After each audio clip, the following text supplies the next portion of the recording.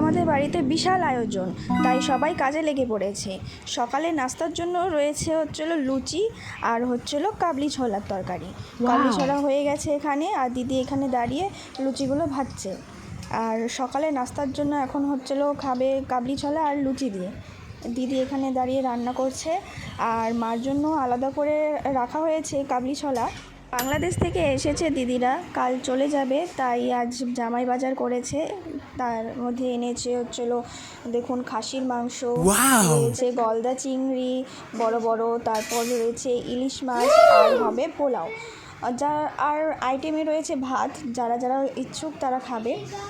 তাই দেখুন এখানে বড় বড় কড়াই আছে আর হাঁড়ি আছে। ও তো ব্রাশ করছে আর দেখছে আমাকে রাগের চোখে। এখানে দাদা শুয়ে আছে আর দুষ্টু শুয়ে আছে, আর বাংলাদেশ থেকে যারা ভাস্তারা আছে এখানে এই ঘরে শুয়ে আছে দেখাচ্ছে।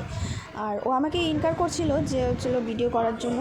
তারপর দেখুন আবার বলো, চলে এসে পড়েছি।